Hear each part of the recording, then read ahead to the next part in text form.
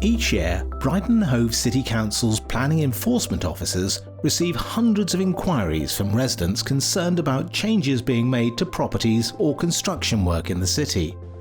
Some of these will lead to a full investigation and maybe even criminal proceedings.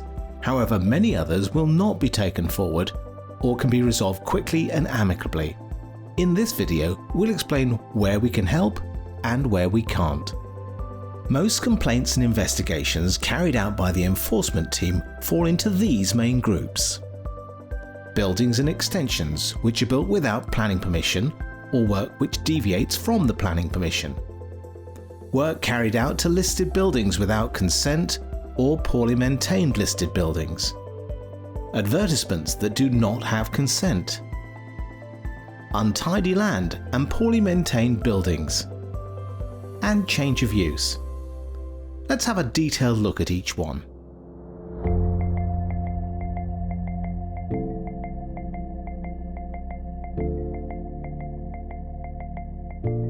Almost half of the requests for investigation we receive don't actually concern what the law says is a breach.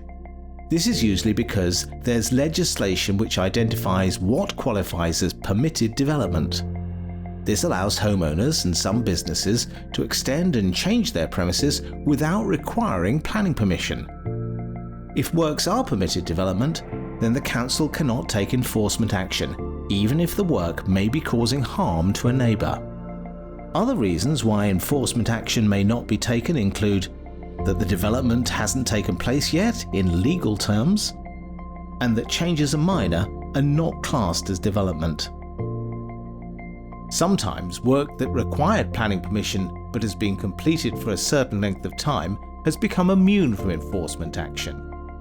At the time we're making this video, legislation is set to change, with new rules meaning that most changes of use and building works completed 10 or more years ago will have immunity.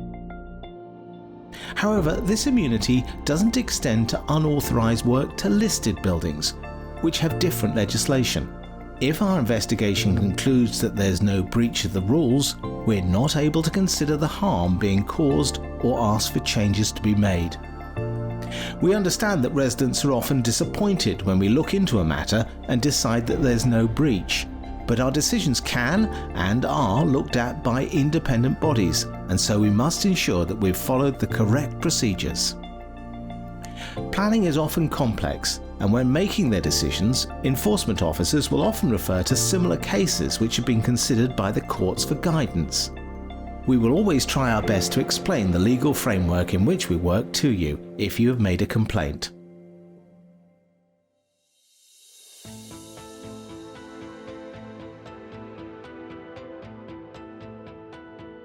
Here, our first step will be to determine whether the unauthorised works require listed building consent. We then consider if it's appropriate to take action. If this is the case, we'll first consider whether the breach can be remedied and, if so, provide an opportunity for this to be done. We can take enforcement action if the agreed works are not undertaken or productive communication doesn't take place. We may also consider pursuing a prosecution. This is because doing work to a listed building without consent is an offence. We can also consider taking legal action if work has been undertaken and, in our opinion, cannot be remedied.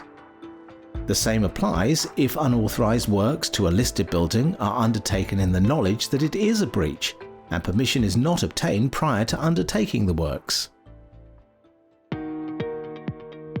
Similar to listed buildings, if we become aware that unauthorised advertisements are being displayed in the knowledge that permission is required but has not been obtained, we may take legal action. The decision to progress criminal proceedings is different to dealing with a breach of planning control. If we suspect a criminal offence may have been committed, we will contact the landowner and explain their rights. We may ask the complainant to provide a witness statement and further information. If a building or land is poorly maintained or untidy and affecting the local area, we can require works to be undertaken to improve the appearance. Each building or piece of land has to be looked at, and minor maintenance issues will not warrant action by the team. Sometimes the use of a building or land changes. This may require permission, but first we need to confirm that the change is development. This sometimes requires an assessment as to whether the character of the land or building has changed. There are also some permitted development rights for changes of use. Planning law and how it's enforced can be complex and feel difficult to understand. We've created some short videos of answers to questions we regularly get asked, which you can find on our website alongside more information about the planning application process and how breaches are investigated. Please visit brighton-hove.gov.uk/planning.